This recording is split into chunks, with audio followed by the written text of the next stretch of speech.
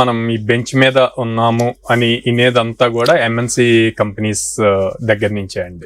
ఆ కంపెనీస్ లో వర్క్ చేస్తున్న ఎంప్లాయీస్ దగ్గర నుంచే వింటాం.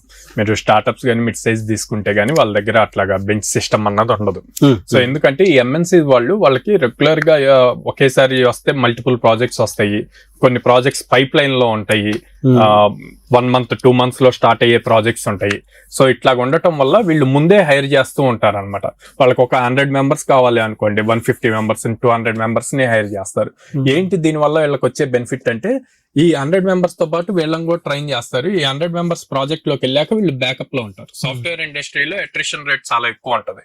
సో ఒకళ్ళు మానేసి వెళ్ళినా కూడా మళ్ళీ అప్పటికప్పుడు హైర్ చేయాలంటే 2 to 3 months టైం పడుతుంది బెస్ట్ పర్సన్ హైర్ చేయడానికి. సో వీళ్ళు ఇమీడియట్ బ్యాకప్ ఉంటారు అన్నది first thing. Second thing, MNCs కి ఒక కాంట్రాక్ట్ సైన్ చేశారు అంటే ఇమీడియట్ గా స్టార్ట్ చేయాలి వర్కింగ్. ఓకే, వాళ్ళు ఒక క్లయింట్ దగ్గర ఒక ప్రాజెక్ట్ తెచ్చారు అంటే సైన్ ఏంటంటే ఇమీడియట్ వర్క్ చేయాలి. అలా వర్క్ చేయాలి అన్నప్పుడు మళ్ళీ టైం ఉండదు. సో అందుకని ఈ బ్యాకప్స్ ఉంటాయి అన్నమాట.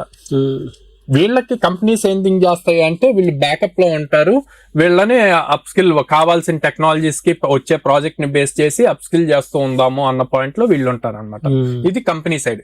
ఓకే, అదే ఎంప్లాయీ సైడ్ కి వస్తే, అరే నేను బెంచ్ మీద ఉన్నాను, చాలా టైం వేస్ట్ అవుతుంది, ఖాళీగా ఉంటున్నాను, నేను నేర్చుకున్న టెక్నాలజీ, నా దగ్గర ఉన్న టెక్నికల్ స్ట్రెంత్ కూడా నేను లూజ్ అవుతున్నాను, కాన్ఫిడెన్స్ పోతుంది అన్న పాయింట్ లో ఉంటారు. సో ఇట్లాంటి టైంలో వీళ్ళు ఏం చేయాలి అంటే, వీళ్ళు ఏదైతే కంపెనీలో ఉన్నారో ఆ కంపెనీలో ప్రాజెక్ట్స్ ఏం జరుగుతున్నాయి, ఆ ప్రాజెక్ట్స్ లో ఏ టెక్నాలజీస్ వాడుతున్నారు అన్నది తెలుసుకోవటం ఈజీ అవుతుంది.